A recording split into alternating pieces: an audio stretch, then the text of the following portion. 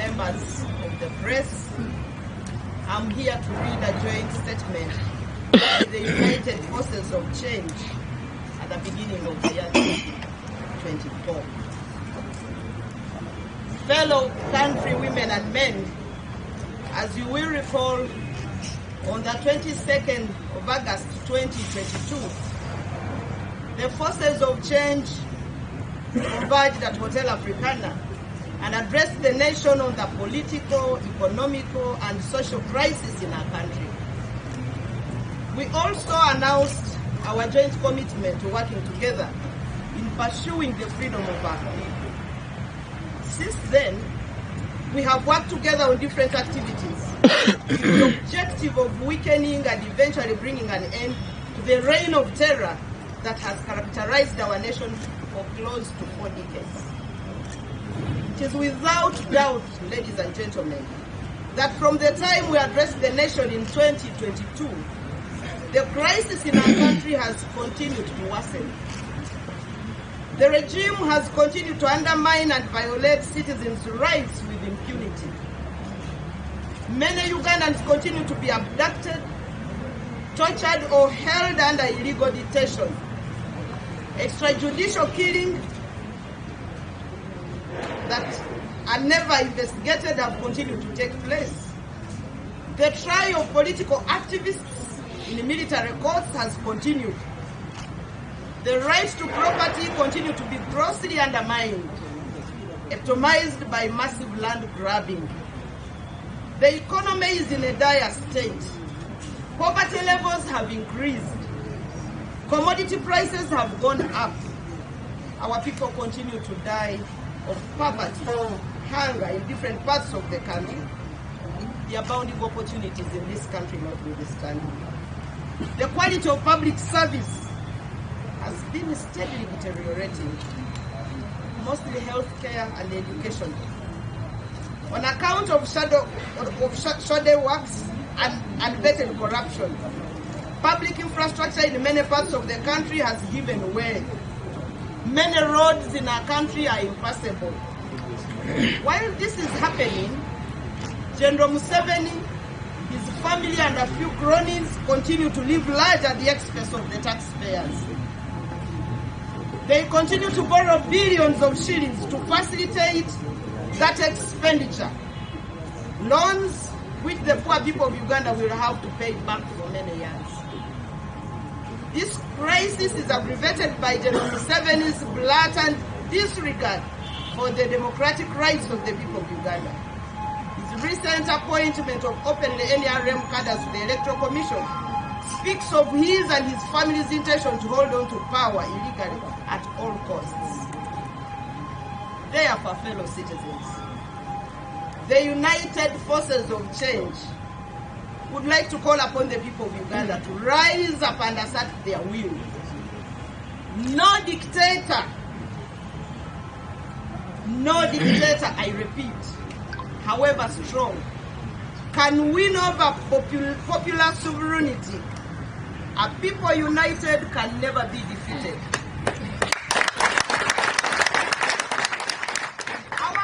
As pro-democracy political leaders, we shall expand our effort to engage the population through different activities and in different places across the country, with a view of galvanizing the population to assert themselves. However, this work will not be done by political leaders only. It will be done by all citizens who love this country. We call upon the religious and traditional leaders, members of the academia, members of the business community, men and women in uniform, members of professional and workers' associations, and all Ugandans to rise to the occasion and demand that this crisis comes to the end. It is important to emphasize that this is not an electoral platform, but a struggle platform, bringing together citizens of all persuasions. We shall announce the specific activities from time to time, beginning with this Thursday. This Thursday we would like to announce to the public that you are all aware of the dire situation we are in terms of infrastructure. Everywhere you go in the city, our roads are impassable. We have potholes that can qualify to be lakes. We can even do fishing in our roads. We are announcing to the nation that wherever there is a pothole in the roads that you are using, on Thursday the forces of change, together with all citizens of Uganda, let us do something. Let us show the world that enough is enough. Yeah. And that while we use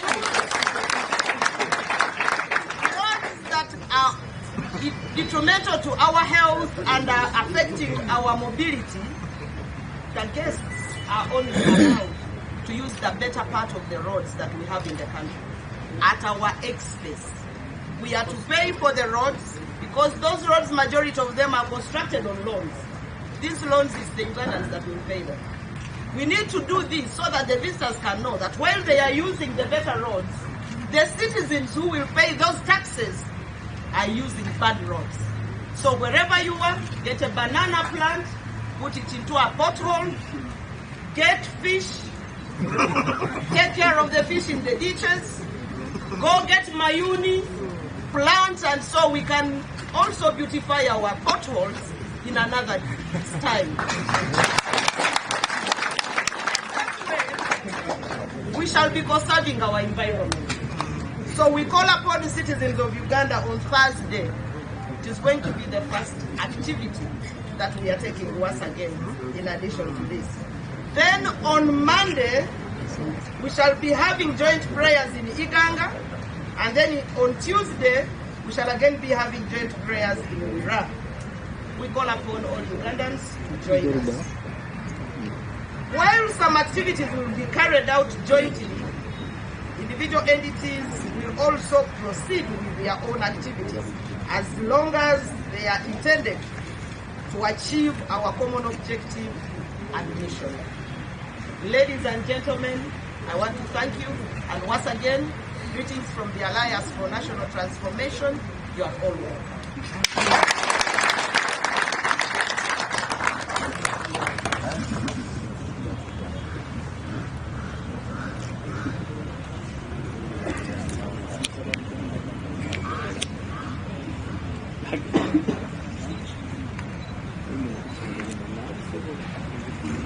Mukitegedde olwokuna balangiridde olunaku olwokuna okwekalakaasa olw'erinnya lwa potholes ntonaoli nga luli mu kidomola ekinnya n'ekitooke kyemanyi bannaffe abamawulire bajja kusaba Uganda bayiti wadde Oluganda lwange si lulungi nnyo naye ndi bannayuganda